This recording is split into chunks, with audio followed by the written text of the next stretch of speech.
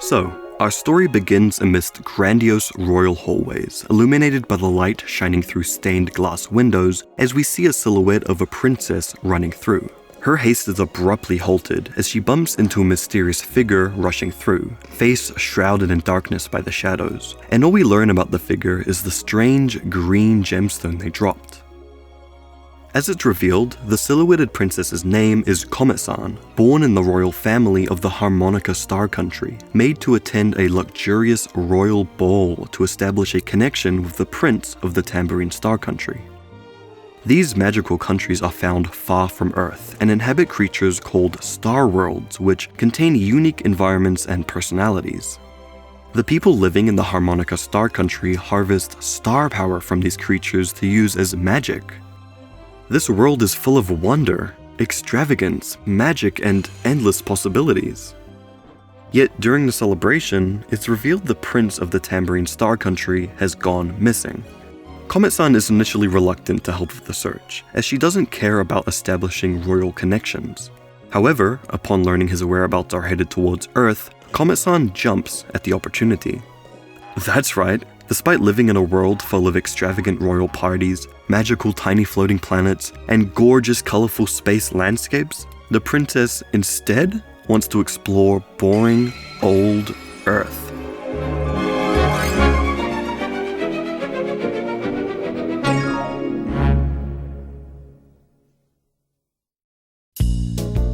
What I just described to you was the opening act in episode 1 of Cosmic Baton Girl Comet-san, a 2001 Mahou Shoujo by Nippon Animation, based off of a 1960s manga by Mitsuteru Yokoyama.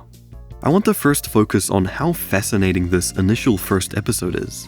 It spends a majority of its first half establishing the sort of fantastical and whimsical ideas, characters, settings, and abilities you'd expect from a Mahou Shoujo. Yet it flips everything on its head by placing its main character from this unknown and exciting magical world onto Earth, which of course is familiar and, well, mundane in comparison. It can come off as kind of paradoxical to set up such an exciting world far from Earth, only to barely expound on it, especially in a genre like Mahou Shoujo, where almost every other title is set on Earth and explores different aspects related to human life. But as the anime continues, it becomes very clear what the story is trying to achieve. Comet-san isn't interested in the prince, one of the reasons simply being sounds reasonable to me. So of course her sudden enthusiasm for going to Earth was founded on a completely different desire. Comet-san wants to explore life on Earth beyond her home in the Harmonica Star Country. Being born into royalty means many expectations are placed on her to commit to her responsibilities as heir to the throne. Establishing connections with the prince was to ultimately secure a future marriage between the two, thus further holding Comet-san back from her desire to learn about life.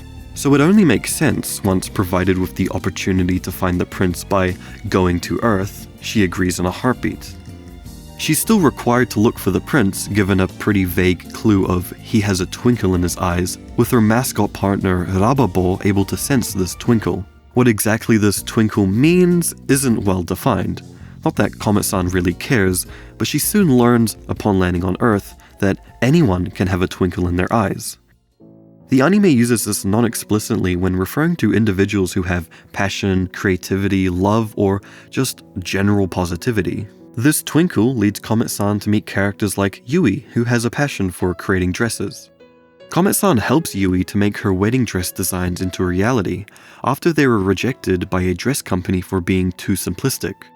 But in doing so, Yui realizes what simplistic meant, because if wedding dresses were this easy to make and wear, it loses the meaning behind them.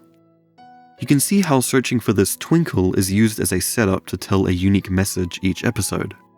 What I like about many of these episodes is how most characters become reoccurring in some way. Some are more prominently reoccurring than others, though, like Keisuke, who we meet in episode 3. Keisuke's twinkle comes from his passion for surf lifesaving, but he's a unique character because, unlike the other characters Comet-san meets, she struggles to understand him. He's around the same age as Comet-san, so being the bashful preteen he is, he comes off as rude to her. This confuses her because she's otherwise very kind and considerate to the people she meets and sees no reason why Keisuke would be mean to her. Once she learns more about Keisuke and his passions for surf life-saving, she becomes more interested and tries to get closer to Keisuke to understand him better. What starts out as a curiosity to understand another person eventually turns Keisuke into the main love interest of the series. There are multiple episodes that focus solely on Comet-san trying to understand Keisuke better. And so, instead of looking for the prince, Comet-san uses this twinkle as a way to meet new people around the local town and explore the many different facets of human life. The initial handful of episodes are surprisingly slow-paced, as it details her adjustment to life on Earth. If this sounds familiar to you, you might be like me in thinking this is similar to an Iyashike, supported by the anime's emphasis on Comet-san taking in her surroundings and cherishing the little encounters she experiences day to day. This sentiment is maintained throughout the majority of the first half of Comet-san as she explores Earth, meets new people, and tries new things. Suddenly, it all makes sense why they put Comet-san on Earth. Her innate curiosity and naivety creates this unique perspective that helps the audience appreciate the little aspects of life we otherwise might take for granted. And it's through this approach that Comet-san really shines as such a unique Mahou Shoujo series. I'm a huge fan of the way each episode of Comet-san operates. It's a very relaxing and heartwarming experience to see Comet-san navigate life on Earth, which is why I was pretty surprised to see how different the 1967 manga is from its anime counterpart. The manga was written and drawn by Mitsuteru Yokoyama, who had a hand in the birth of the Mahou Shoujo genre with Mahou Tsukai Sally. It first serialized in the 28th issue of Weekly Margaret in June of 1967, but it wasn't compiled into a tankobon volume till the 23rd of May 2005, which is what I have here. Funnily enough, that's one day after I was born. Anyway, the designs aren't the only thing drastically different from the anime, the story is too. The story still revolves around Comet-san, but it doesn't have any of the royal princess subtext. In fact, the manga doesn't even start with any explanation of who Comet-san is. Instead, it starts off following two brothers after school, Koji and Takeshi. Disappointed in his bad grades, Koji rips up his test paper results, not wanting to disappoint his mother, when suddenly the paper magically repairs itself. Before they can even think, they spot a strange girl standing atop the school's flagpole who manages to jump down without any injury. She spares no introduction to the boys, nor any explanation of how she's alive either, and asks the boys if they know any place where she could be helpful. Without questioning her intent, and to be fair, I'd be completely hazed in the situation too, they offer her to come to their place and help out as a otetsudai-san, which just means maid. Here, she introduces herself as Comet-san and reveals herself as an alien from the planet Beta. But this explanation doesn't come with any clarification on why she's here. Not only that, this version of Comet-san's character is basically a complete 180 from her 2001 counterpart. Instead of being considerate and, at times, selfless, the manga version of Comet-san can be selfish with no regard for using her magic appropriately. This aspect of misusing magic can be found in the anime, but it's even more prominent here as each of the early episodic chapters revolve around Comet-san causing mischief in one way or another. When she's playing baseball, for example, she uses magic to create a bat that has the ability to send the ball flying to space. In the same chapter, when the man she likes is getting playfully teased by another girl, she almost uses her magic to, well, who knows, probably send her flying too. This misuse of her magic baton eventually backfires when a dog snatches it away without her noticing. This leads into a mini arc of sorts, where Comet-san's baton is misused by various people who get their hands on it, lasting 4 entire chapters, ending in a showdown with a comically evil-looking rich man with a fat cigar. This first arc deals with the classic Mahou Shoujo theme of not misusing magic for things in life that don't need them, an idea you can see explored in many other Mahou Shoujo and especially Majoko anime that have followed since Comet-san. The later arcs in the manga are just as interesting, with one even dealing with mortality, and it gets pretty grim. There's even not one but 2 motor vehicle accident scenes. Try to beat that, Minky Momo. The very end of the manga ends on a cliffhanger of sorts, and according to the Japanese wiki page for Comet-san, in the final chapter, serialized in Weekly Margaret issue 50 in November of 1967, it says that it's the end of Part 1. Part 2 was subsequently never released as a manga, rather it continued as a novel.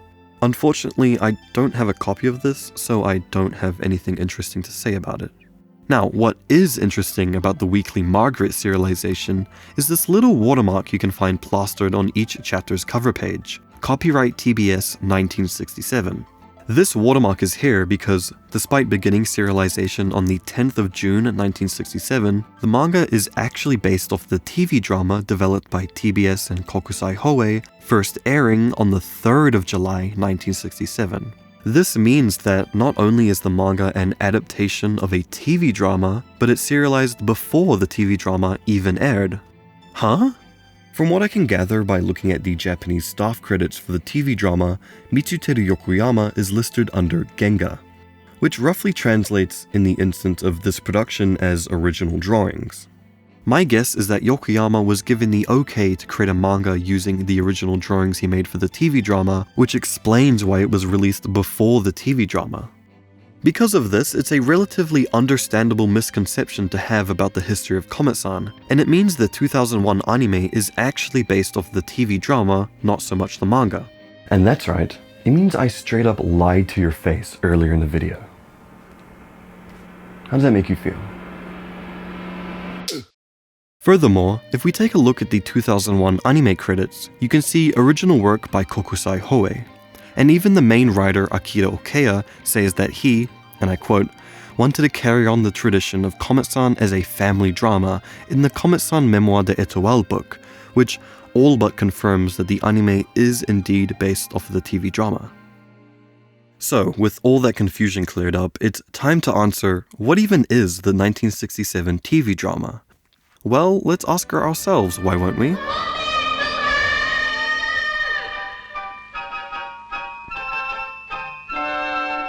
Each episode of the TV drama starts off with this adorably animated opening sequence.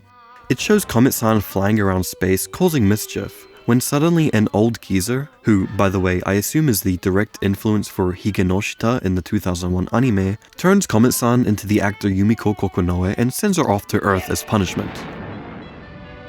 This is the explanation we're given as to why Comet-san was sent to Earth, something that wasn't explained in the manga. That, or I simply just missed it. I hope not. What's cool about this opening sequence is that, if you're old enough to remember, I'm certainly not, it is awfully similar to how cell animation was used in the opening sequence of the 1964 international hit Bewitched, and even 1965's I Dream of Jeannie. This isn't just a coincidence. Only 1 year before Comet-san in 1966, both Bewitched and I Dream of Jeannie aired in Japan in February under the name Okusama wa Majo and in August under Kawaii Majo Jeannie respectively. Bewitched in particular was a huge success in Japan, with 2 versions of the show broadcasted, one dubbed in Japanese and one in its original English for those who wanted to hear Elizabeth Montgomery's original voice. That's because she was a pretty big deal in Japan, evident by the fact she made a fortune doing advertisements specifically for the Japanese market.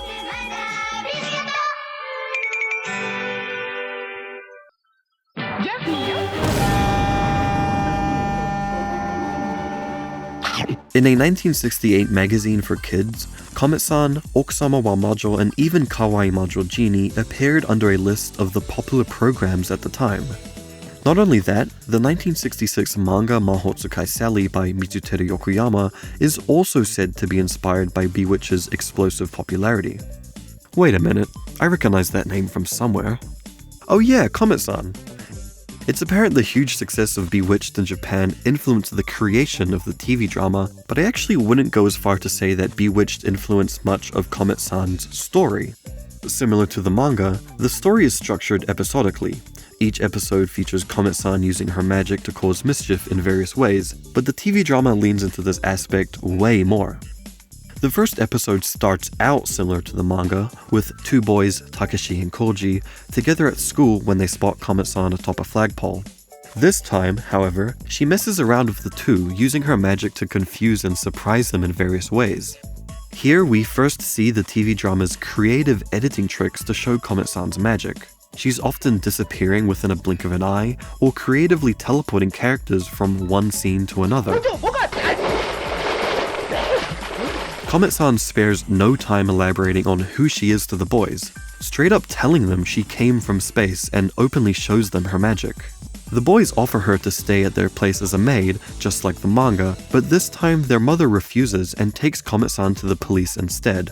Here we get an incredibly funny moment where Comet-san continuously tells the police she's from space, to which they obviously don't believe her, so they send her to a psychiatric hospital, only for her to then escape her cell while singing and dancing the opening theme to the other mentally ill patients. Escaping from lawful custody, you know how it is, and you best bet it won't be the last crime Comet-san commits. After escaping, Comet-san makes her way back to Takeshi and Koji's place, and their mother finally agrees to let her stay as a maid.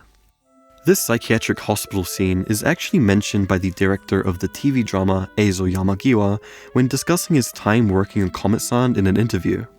Scenes like this were opposed by producers like Yoji Hashimoto, but Yamagiwa would argue, and I quote, "If a strange woman comes from space and starts acting bizarre, everyone would naturally think she's odd. It makes sense for her to end up in a mental institution." Which explains the mindset behind some of the crazy things that happen in the TV drama. To avoid these characters feeling too cartoonish, the staff focused on presenting these fantasy elements grounded in reality. I appreciate this approach on a thematic level though, because the absurdity of these scenarios often highlight the dangers of misusing magic. In episode 2, for example, Comet-san takes Takeshi's drawing of a character with a gun and turns the gun into a real thing. Unlawful possession of an illegal firearm, huh? Didn't think I'd tick that off my bingo. Comet-san thinks nothing of this, of course, but when they arrive home, Takeshi proceeds to whip out the gun and shoot it in front of his own mother.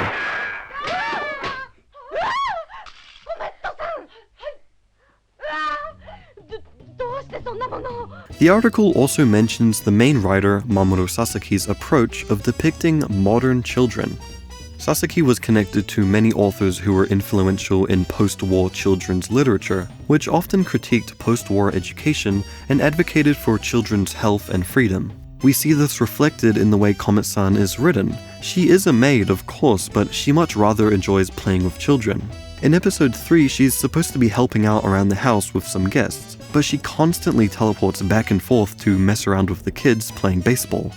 Episode 5, written by Mamoru Sasaki, depicts children getting sent to cram school by their parents, but many of those kids hate being there. So, Comet-san uses magic and secretly takes them out of cram school to instead teach them how fun it is to study under the sky. I personally love how the TV drama places more emphasis on the children's perspectives, as well as Comet-san's, something that's missing from the manga version of the story.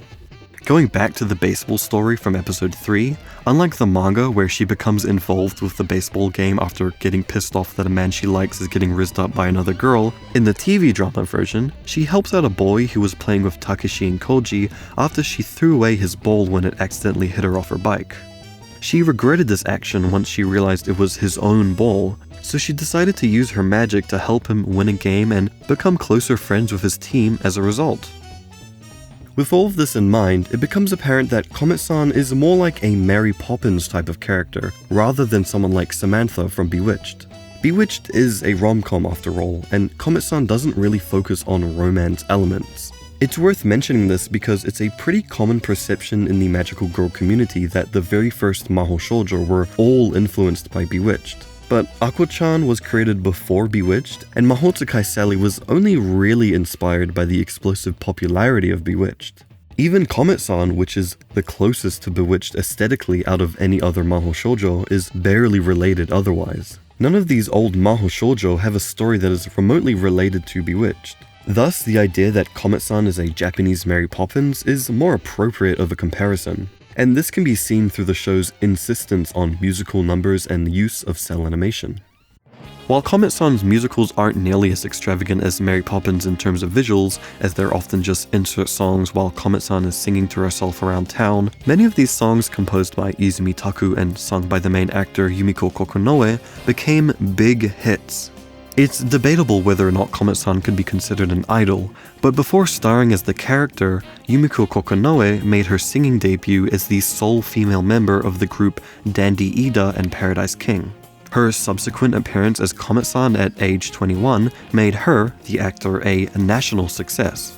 And considering Comet-san plays a sort of big sister role, which is emphasized by Yumiko being a young adult with a bubbly personality that the audience, especially young children, can look up to, it's safe to call her an early instance of a Mahou Shoujo idol, something intentionally utilized in TV shows and anime nowadays. The other connection to Mary Poppins is the use of cell animation. The animation was outsourced to A Productions, the old studio name for Shin-A Animation, and was handled by Shibayama Tsutomu and Kabashima Yoshio. The cell-animated characters and special effects add such a charming touch to the magic of the series. Whenever there is more elaborate magic used in an episode, Comet-san will turn into an animated character and move around with great fluidity. The Higanoshita character we see in the opening animation frequently appears in animated form to discipline Comet-san whenever she's done something wrong. And most importantly, cell animation is used for special effects to portray magic being used. Puppeteering and stop-motion animation is also frequently used for special effects and animating the puppet character Bitan. This was handled by Magari Takeo, a pen name used by the couple Takeo Nakamura and Fumiko Magari.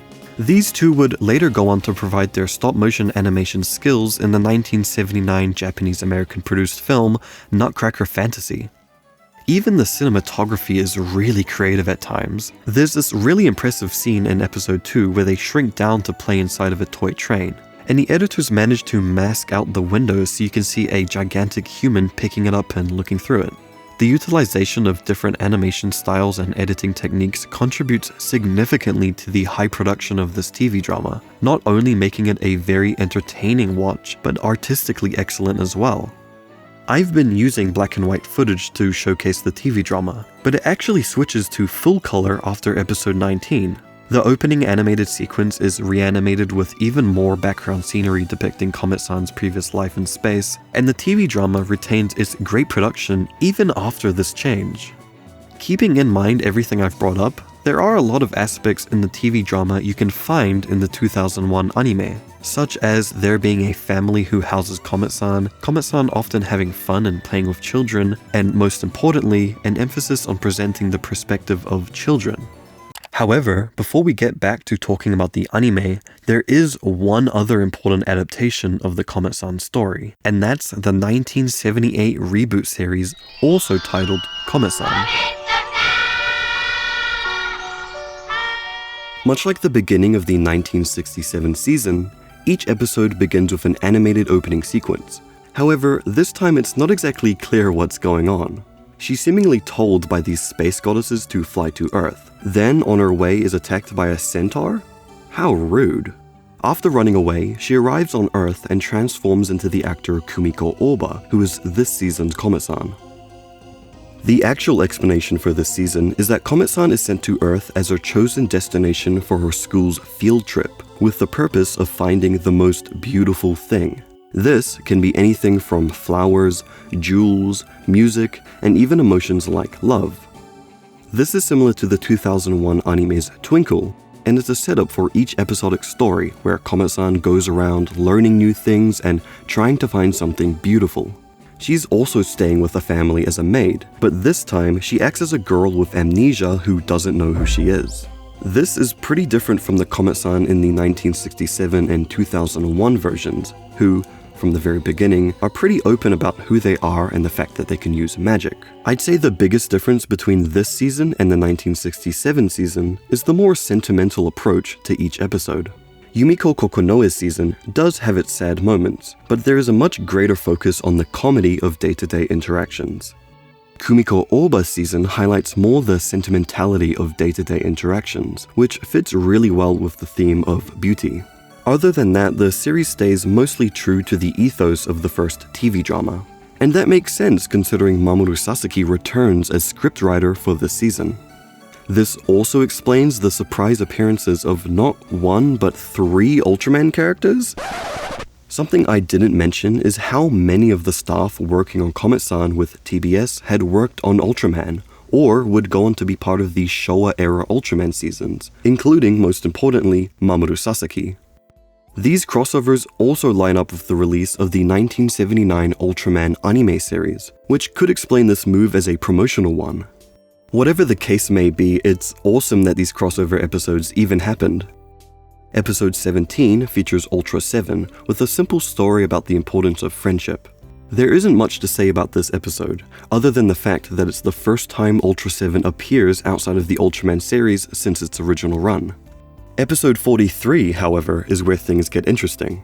It features Ultraman Taro, and this time, Taro is established to be Comet-san's first love, implying that the space world Comet-san is from is connected to the Ultraman universe.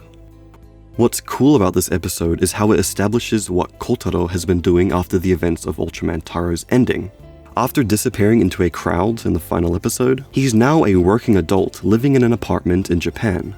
This episode explains that he's housing an alien boy who visited Earth, but the boy suddenly falls ill.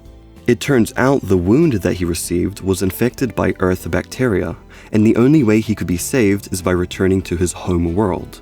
Despite violating the laws of the universe, Kotaro decides to transform into Taro, even if it means he couldn't remain on Earth, thus ending with a bittersweet farewell with Comet-san.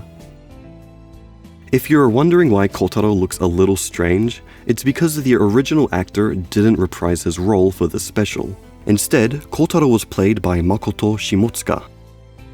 The last crossover episode is episode 63, this time with Ultraman Leo, and unlike the Ultraman Taro episode, Ryu Manatsu reprises his role as Gen Otori. The episode begins with Junpei, one of the kids Comet-san is living with, suddenly but slowly transforming into a kaiju. With her magic not able to help, she wishes upon Ultraman Taro to return back to Earth and help her. And fortunately, some Ultraman Saiyans appear before her. Soon after, Gen Otori appears, and Comet-san quickly recognizes him as Ultraman Leo. It's explained that after the events of Ultraman Leo's ending, Gen traveled around Earth and avoided using his Leo ring to transform, with a desire to explore Earth as a human. However, in order to save Junpei from his kaiju transformation, he's forced to transform into Ultraman Leo and fly into space, curing him by using solar radiation.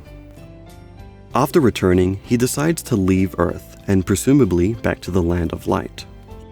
Each of the Ultraman crossover episodes adds an additional depth to these characters and, in the process, cements Comet-san as an important aspect to the history of tokusatsu.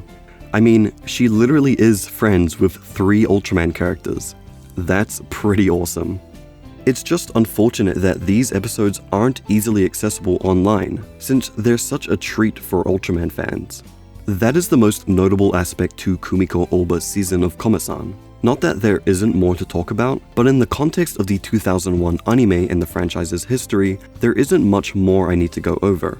It's also worth mentioning that neither season is available in English. In fact, not a single adaptation of Comet-san has been licensed in English, making it a relatively obscure franchise to English-speaking audiences, despite its close ties to tokusatsu.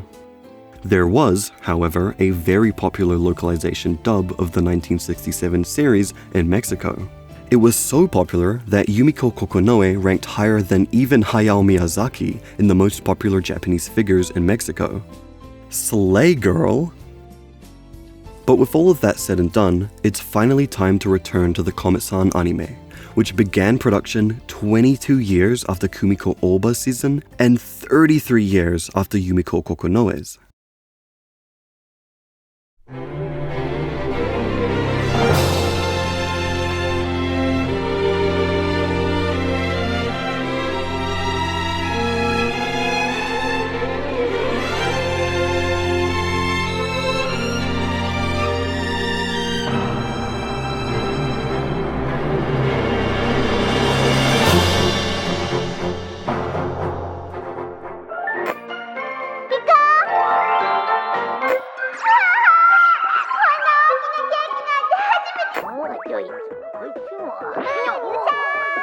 It's halfway through 2000, and Toei is making its way through a pretty successful marketing run for Ojamajo Doremi Sharp.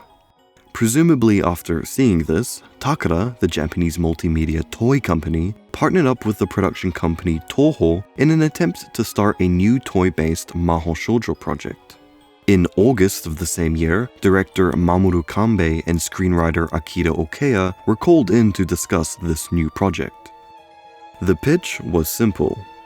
A reboot of the Comet-san TV drama that follows the modern magical sensibilities seen in Ojamajo Doremi and Cardcaptor Sakura.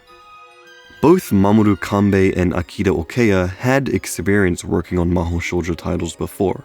Okeya had previously worked on projects like Esper Mami, and just 1 year prior, Kanbei was contracted to storyboard and direct a good handful of Cardcaptor Sakura's episodes. But his work on Cardcaptor Sakura was often the most esoteric. He did work on the Time and the Loop episodes after all. His most notable episodes stand out from the others by placing an emphasis on building up a mysterious atmosphere and playing on the enigmatic aspects of the cards. So it makes sense that when called in for Comet-san, Kanbei felt as if he didn't really understand the magical genre, struggling with a project more in line with something like Ojamajo Doremi. But he considered that opportunities like this don't often present themselves and thought it'd be a good challenge, so he took on the helm as director.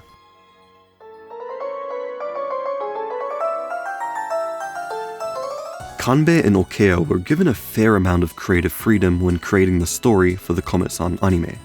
Toho's producers often acted as a shield for the production team against any external opinions that might influence unwanted changes. In fact, the producers, that being Toho, TV Osaka, and Nihon Anime Media, approached the series with the mindset of not worrying too much about the profitability and prioritizing making a good show, seemingly contrary to Takara's own goals in creating a show that'll produce merchandise. One of the producers from Nihon Anime Media told us, even if the ratings don't turn out great, let's create something that, once it's over, people will say, that was a really good show. Hearing that made me feel a lot more at ease. Though this doesn't mean the Comet-san anime didn't prioritize merchandise. Comet-san is equipped with an assortment of magical items, including a magical baton and a necklace she uses to transform into her costume.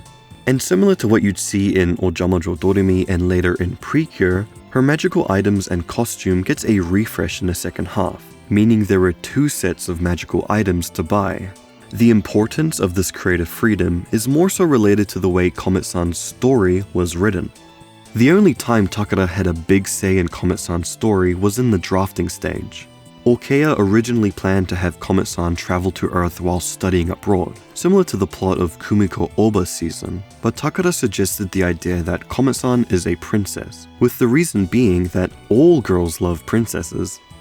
Perhaps it was in retaliation to the stereotypical assumption that all girls love being princesses that the story so heavily distances itself from its magical royal setting. Comet-san's entire arc in the anime is about how she doesn't want to become a princess, a position that'll hold her back from exploring life and creating new experiences. This most likely is the case, because Comet-san's disinterest in finding the prince was exactly how everyone in the writing team felt about the prince plotline. This is reflective of the overall approach to the Comet-san anime, not only with regards to the script, but the setting and designs too. In her homeworld, Comet-san lives royally in this idealistic magical castle lined with colorful pristine rooms and gorgeous views of space. She can use magic in any way she pleases and takes pleasure in interacting with the surrounding star worlds. It would be anyone's dream to live in such an environment, basking in the comfort and easygoing of royal life. But such ideals are simply unrealistic. We, as the audience, don't live these lives of comfort and grandeur. Focusing on these aspects, while yes, can be entertaining, will only serve to make our lives look unpleasant in contrast. As children grow, they'll naturally encounter the many unpleasant aspects of the world, and as a result, may fail to notice the truly wonderful things around them. So, instead of focusing on those unpleasant aspects, we wanted to emphasize that the world you were born into is a wonderful place. That's the reason we chose Twinkle as the theme. In complete contrast to the Harmonica Star World, Earth isn't perfect. We see this almost immediately with the setting designs. On Earth, the streets outside are chaotic. Everything seems kind of cluttered and dirty. There are scuff marks all over the place, both inside and outside. I wanted to avoid making the visuals seem too polished and perfect. For example, when depicting the inside of a house, I didn't want it to look like a model home, nor have rows of perfectly identical houses outside in a way that feels too pristine. Instead, I wanted to present things as close to their natural state as possible, reflecting reality as it truly is. This is ultimately why Comet-san takes place on Earth, despite establishing an entire world in space. As we follow Comet-san's curiosity to understand life on Earth and learn new things, it provides the audience a unique perspective to view our own world. We're able to acknowledge and appreciate the things that make our lives worth living, whether that be forming a connection with another person, or even something as seemingly insignificant as the smell of the air when Comet-san and the kids are out in the hills. Another significant aspect to the staff's approach was writing stories with an adult audience in mind. This was the one thing consistently mentioned throughout Mamoru Kanbei and Akira Okeya's interview in the Comet-san fanbook. As I mentioned before, Mamoru Kanbei was uncertain about how he'd approach a Majoko anime, but this ended up being a blessing in disguise. Both him and the writing team focused on writing stories that were not only relatable to children, but adults too. If you're at all familiar with Mahou Shoujo, you might be scratching your head and thinking, aren't there a lot of magical girl anime written for both children and adults? Which is absolutely true, you nerd. But my interpretation of what they mean by saying this is significant to understand the way the Comet-san anime is written. Much like the 1967 TV drama, all of the anime's stories are written from the perspective of a child. This does a couple of things. First of all, children are able to resonate with the stories being told because they're told from their perspective, while adults are able to relate to the older characters on a more personal level. But more importantly, adults are able to see these relatable stories from a perspective they might otherwise not consider. To get an idea of what I'm blabbering on about, episode 25 is about a school teacher who is grumpy and fed up with teaching an inattentive classroom. Comet-san infiltrates the school disguised as one of her friends, and after seeing how little effort the teacher puts into making the learning material interesting, calls him out on it in front of the entire class. I'm sure adults in any field of work can relate to the teacher's feeling of burnout, but from Comet-san's perspective, as well as the students who are completely disengaged with the lesson, there is no point in learning if it isn't interesting or engaging. Comet-san's actions rile up the student's twinkle, but the teacher feels indifferent and walks away. Seeing this, Comet-san devises a plan to bring back his twinkle too. Using her magic, Comet-san turns him and his entire class younger and teleports them to the local preschool, where she's made acquaintances with the teacher there before. Hazed by the whole ordeal, he's quickly pushed to go teach the now preschool-age class. This forces him to restructure his lesson plan to be more engaging for a younger class, which brings back memories of how fun teaching used to be when he first started. なんでこんな授業やるようになったんだっけかな。いや、昔はやってたっけ。さて、次にだな。大きくなるといつの間にか楽しいことも忘れてしまうのかしら。小さな頃の楽しい気持ち、輝き、いつまでも持っていられたらいいですね。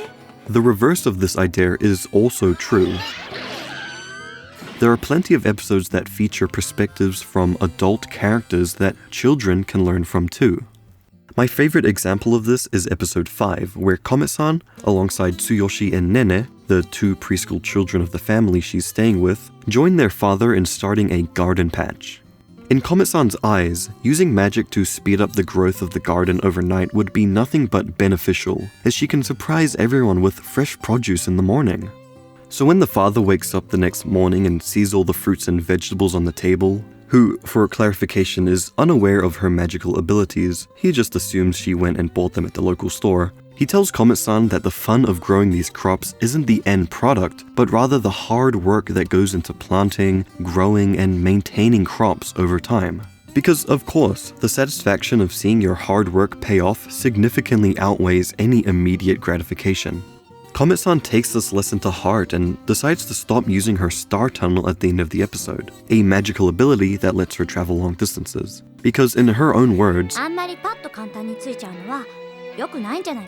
emphasizing that there is value in taking life at a slower pace. And so the episode ends quite poetically, framing Komet-san taking in the surrounding views of the town while on her walk back home. The effect of all of this is ultimately to build community.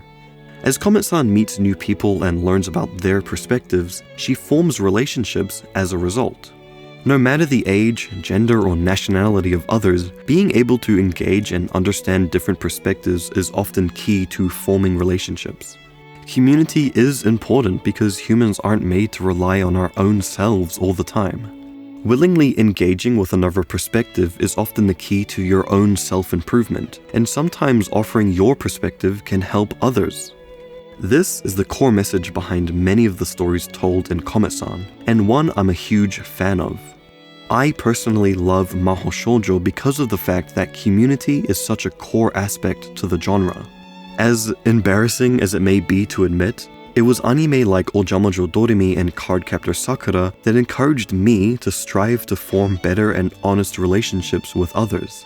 That eventually led me to find my current group of friends, a group that has been the biggest source of encouragement to improve and take my channel as far as it has. With all of this in mind, it's obvious that this was the reason why I fell in love with Comet-san as much as I did. Seeing the way characters change and improve over time because of this community is an incredibly encouraging feeling, and one I really resonate with. Comet-san herself changes a lot over the 43 episodes of the anime. In the beginning, she takes pleasure in exploring Earth, yet she tends to hold herself back and is overly considerate to others. At times, she can be selfless too.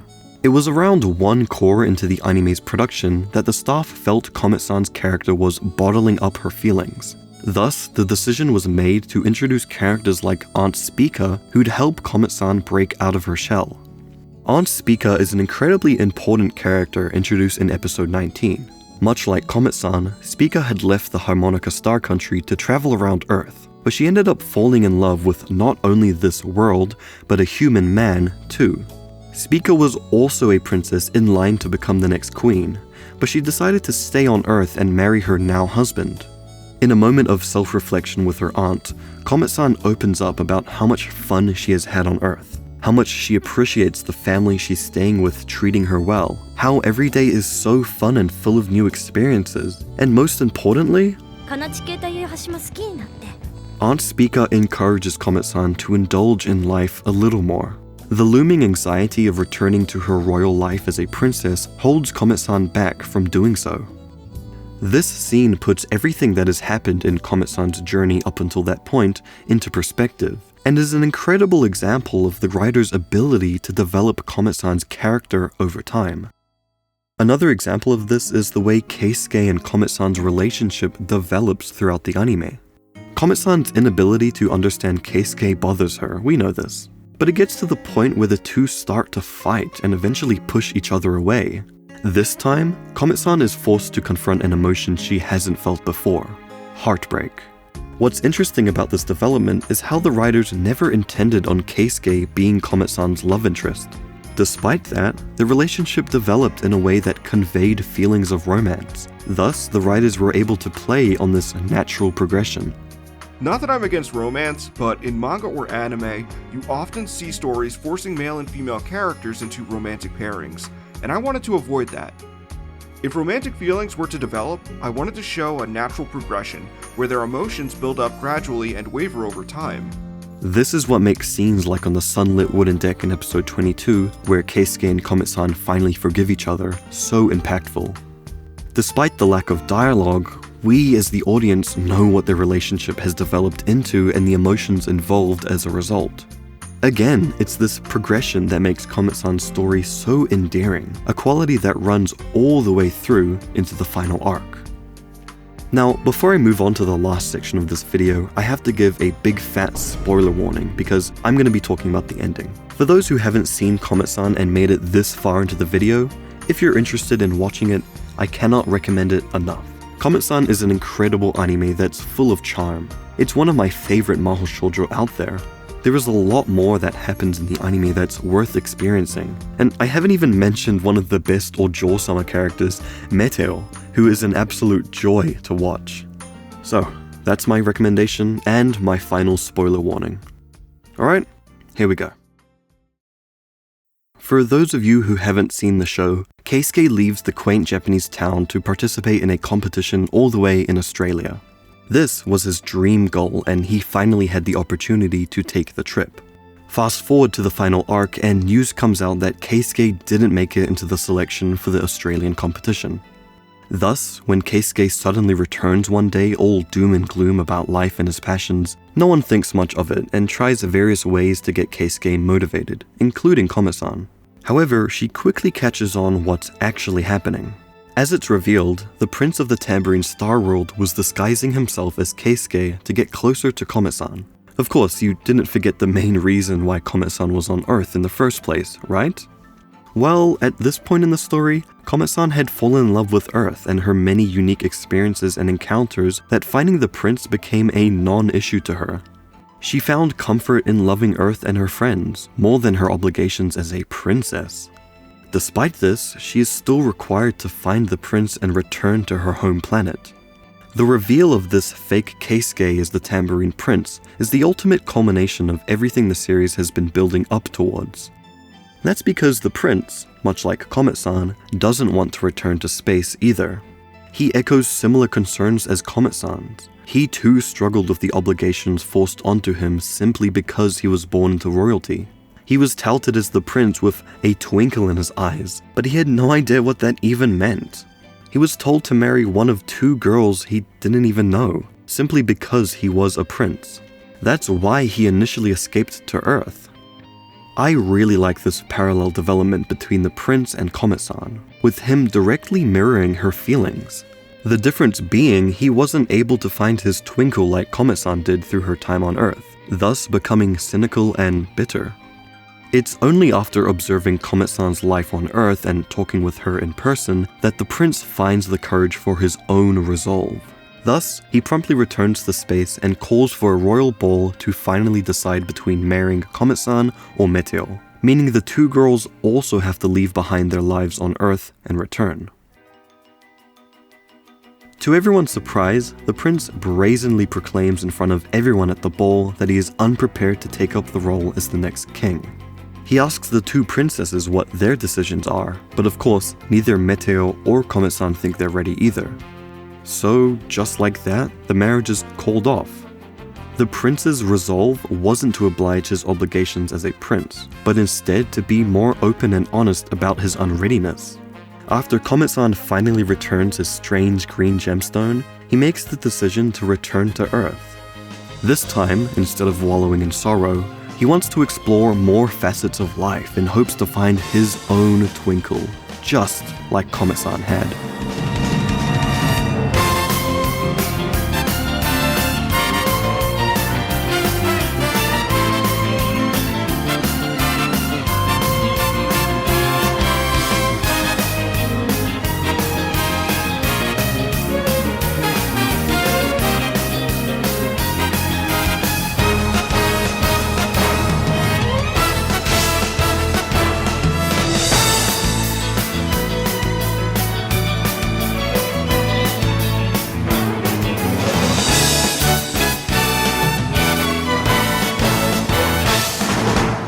And as Komet-san makes her way back to Earth, she takes a detour from Japan to meet back up with Keisuke.